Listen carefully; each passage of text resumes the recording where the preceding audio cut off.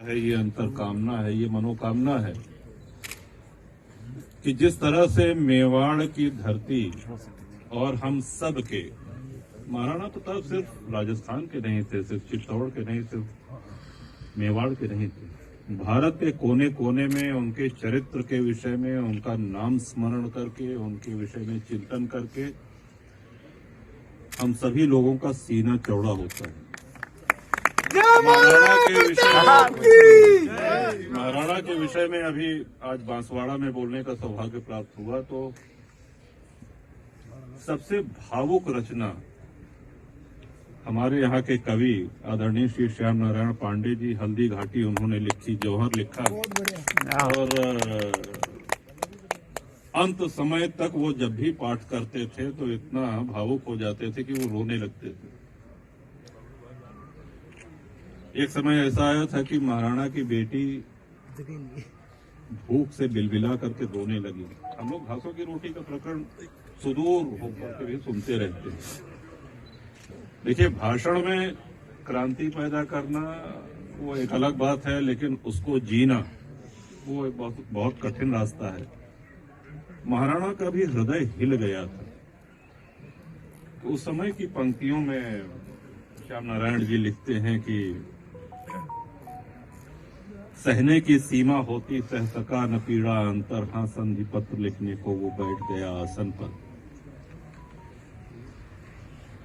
उस सन्नाटे में बच्चों ने माँ माँ कह कह कर रोया, लघु शिशु विलाप सुन सुन कर धीरज ने धीरज खोया।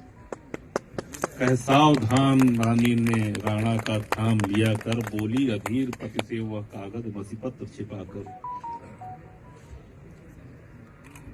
कि अगर यही करना था, समर्पण ही करना था, समझौता ही करना था,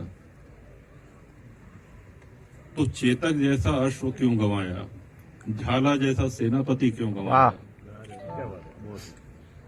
और देखो आसमान की तरफ सब तुमको धिक्कार रहे हैं, आसी मांग रही कन्या भी तू आंसू ढार रहा है।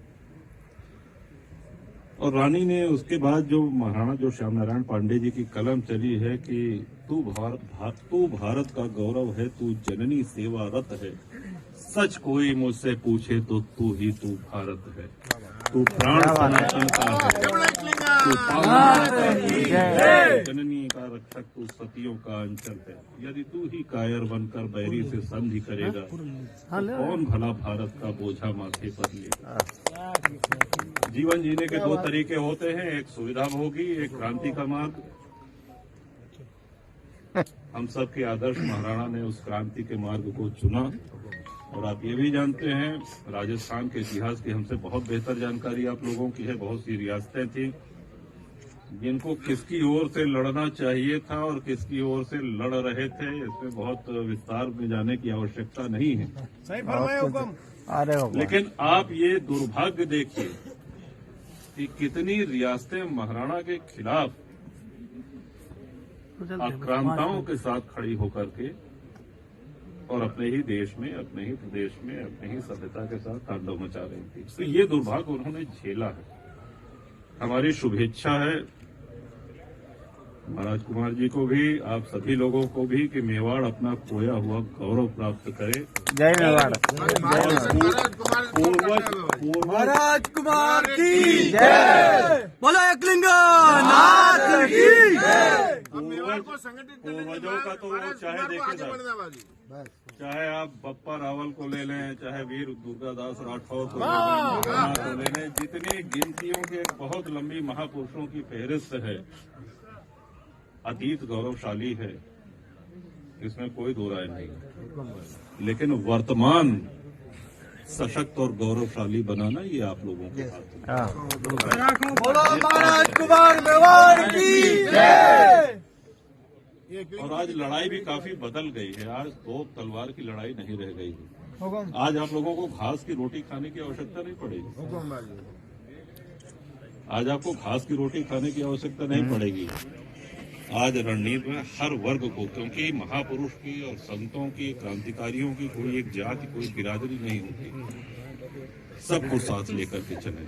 ये भी स्मरण रखें कि जब क्षत्रिय समाज अधिकांश महाराणा के खिलाफ अकबर की सेना के साथ लड़ रहा था, तो साथ किसने दिया? साथ भीलों ने दिया, आदिवासियों ने दिया, ब्राह्मण शाह ने दिया। उनके आधार पर वो सेनाएं, महाराणा अपने जीवन के अंत तक लड़ते रहे। आज हमारे उत्तर प्रदेश में भी कई ऐसे जनपद हैं, गांव हैं, यहाँ के लोहा पीटा, उनको लोहार कहते हैं हमारे यहाँ। अब यहाँ कोई दूसरा शब्द हो तो नहीं कह सकते हैं, लोहारी। तो महाराणा जब यहाँ से निकले कि जब तक चित्तौड़ नहीं पा जाएंगे तब तक हम घर नहीं लौटेंगे, उस प्रतिज्ञा का निर्वहन वो आज भी कर रहे हैं। क्योंकि हम लोगों के यहाँ भी है, निर्मल आवास योजना है और कई है कि साहब आवास मिल जाए। तो उन लोगों को जब हमने बुलाया तो कि आप लोगों का आवास नहीं, आप तंबू तान के रह रहे हैं और खटिया पे नहीं सोते हैं, जमीन पे सोते हैं, तो उन्होंने कहा कि तो साहब हमारे पूर्वजों का प्रण है, हम महाराणा के साथ चित्तौड़ से निकले थे और दुर्भाग्य था कि हम चित्तौड़ को वापस नहीं ले सके। और हमारे पूर्वजों ने, और आज भी हमारे यहाँ ये परंपरा है कि जब हमारे पिता जाते रहते हैं, जाने का समय हो जाता है, तो ये संदेश, ये आदेश दे करके जाते हैं कि इस प्रण का पालन करना। अब आप कल्पना करें कि महाराणा के चले जाने के 500 वर्ष बाद भी इस भौतिकतावादी युग में अभी हम लोग अपने बेटे को कह दें कि बेटा जरा अब बेड छोड़ के जो है जमीन पे सोने लगो, वो लड़ जाएगा, घर में कलह हो जाएगी। लेकिन इस भौतिकतावादी युग में जिनकी प्रेरणा आज तक लोगों के हृदय में दौड़ रही है, जो स्पंदन कर रही है, वो जब जीवित रहे होंगे तो कितना महान व्यक्तित्व रहा होगा। महाराणा प्रताप की जय। यही सब बातें निवेदन करने और आप सबको हमारे विनम्र प्रणाम की जय। और पधारे साहब, काशी पधारिए, हर हर महादेव दर्शन करिए, आनंद आएगा। गंगा जी का स्नान करिए और श्री राम जन्मभूमि का दर्शन करिए।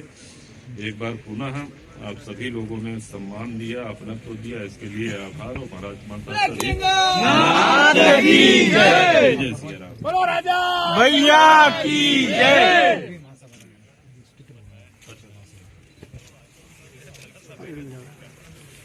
थोड़ा स्टिकर कर दे। 1 मिनट पीछे और बोल लीजिए राजा जी महाराज की जय। बोलो नाथ की।